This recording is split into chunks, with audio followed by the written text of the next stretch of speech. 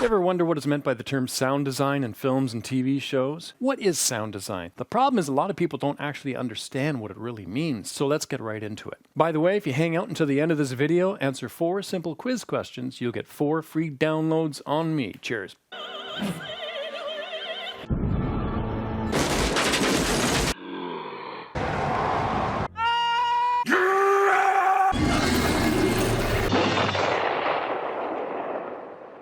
What is sound design? So people ask the question, what does sound design mean? You know, you see a movie and it's got like a credit for sound designer at the front of it. Not all films do that, and they didn't used to, but in recent years, the past 15, 20 years, more and more you see the credit of sound designer. Well, what does a sound designer do? Well, first of all, we have to define exactly what sound design is. So there are several definitions. There is a book on sound design, The Expressive Power of Music, Voice, and Sound Effects in Cinema by David Sonnenschein, or Sonnenschein, not sure how to pronounce it. Good book, very insightful, a lot of great examples.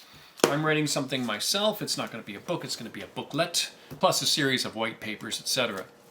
First of all, I was looking for a definition of sound design for years, and I never really found a good one. People just said, wow, it's the expressive form, it's what you do when you combine, it's whatever, you know, definition we want it to be. But so I came up with a definition almost 20 years ago because I needed a definition, and I was a sound designer, am still a sound designer, and I just, when I started to teach classes, I needed to come up with a better definition. So I came up with this one: the manipulation of audio elements to achieve a desired effect. What's an element? An element is a discrete part of a soundtrack. First of all, you have 3 stems. You have the dialogue stem, the music stem, and the sound effects stem. Under the dialogue stem, you have production sound or production dialogue recorded on set on camera. You have room tone for editing purposes to create the same background sound for editing dialogue. And you've got wild lines, which are dialogue recorded on set but off camera. So you can minimize ADR in post-production, automated dialogue replacement. But in post-production we have automated dialogue replacement, which is ADR, or some people put automatic dialogue recording. It depends on the textbook you read, but ADR is just dialogue replacement by the same actor redoing their own voice, otherwise known as a looping session, so they can look at a scene looped over and over and try to nail the sync with their own voice. Otherwise it's called dubbing. If another actor does it, it's called dubbing. Anyway, let's not go there.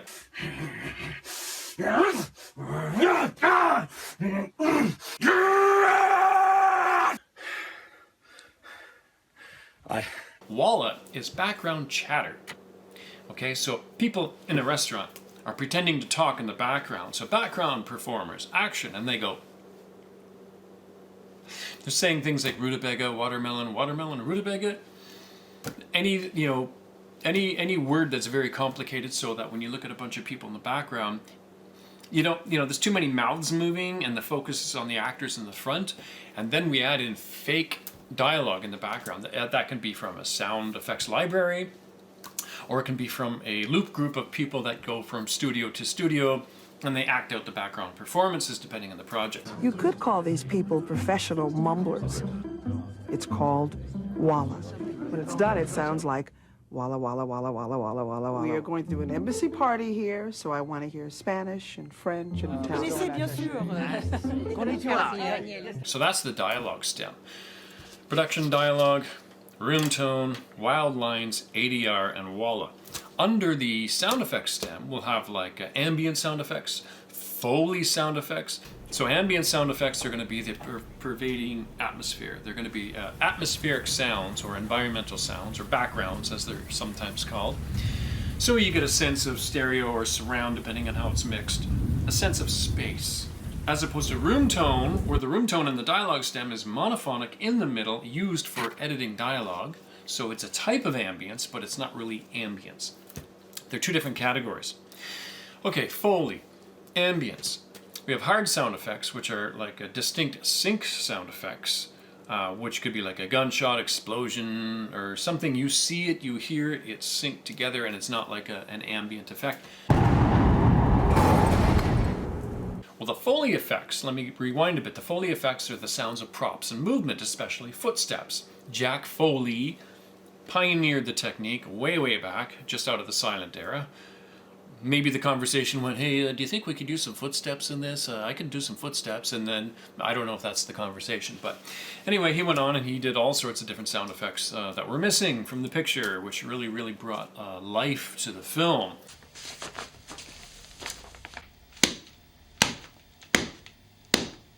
So then we have specially designed sound effects like creatures and, you know, maybe big subway crashes, etc., where things have to be layered together.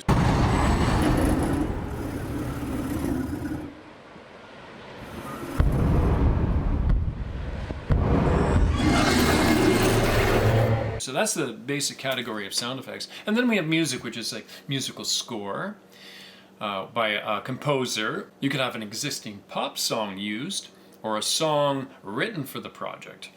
Those are various different types of music that might be used in a motion picture.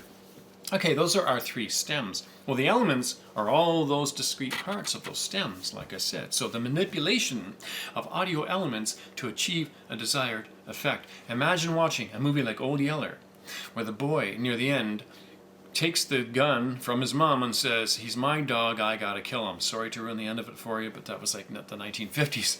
Anyways, he doesn't just go up and shoot the rabid dog. No, he's struggling. He's got to shoot his dog, but his dog's got, you know, his dog's got rabies, but he doesn't want to shoot him, but he has to shoot him, of course, and he loves his dog, and he's really upset. And finally, he just pulls the trigger, and but that's not what happened with the sound. The music started off with one instrument slightly, another one joined it, layering, of course. Another one joined it, it reached a crescendo, he shoots the gun, and then it goes off to a reverberant decay, and then there's crickets and silence, and it was like, whew.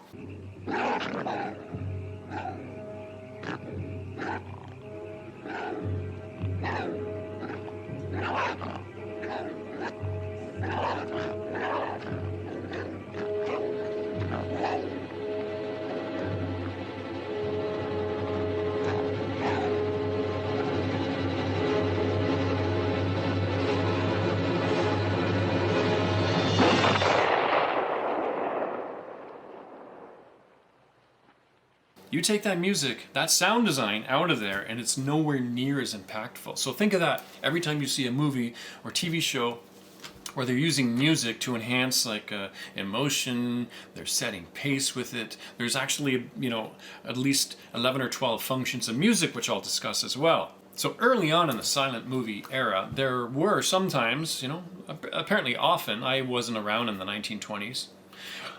I don't think I was. That Time Machine? No, that was different. Okay, so what they had was they had, you know, people playing the emotions of the characters on the screen. So I could sit there on a piano and go, ooh, evil guy, dun, dun, dun, dun, dun. You know, oh, this is a beautiful love scene. Okay, beautiful love music, whatever.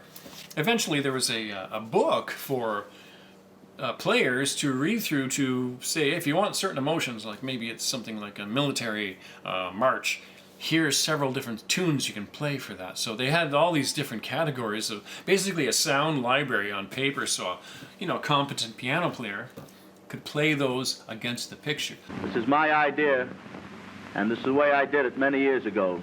The music speaks for itself. Newport News, Virginia.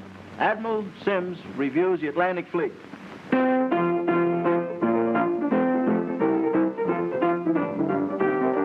3,000 blue jackets dressed in white. $1 million fire destroys entire city block.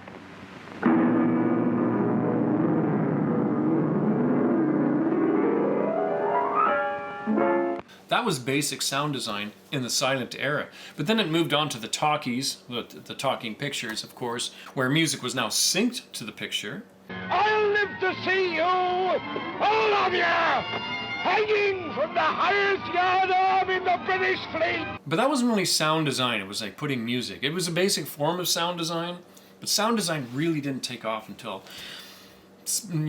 there's several pictures, several films in the 1960s, and then right through the 70s, which a lot of people consider the renaissance of sound design, because people started to think much, much differently about sound for film and what it's supposed to do. We don't just take music, put on scene, take sound effect, put on scene. It's like, well, what's it doing emotionally?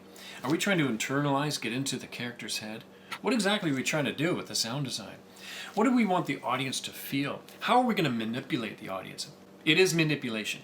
Okay, so if you want not a dry eye in the house, you design for it. If you want people on the edge of their seat, an edge of your seat thriller, you design for it.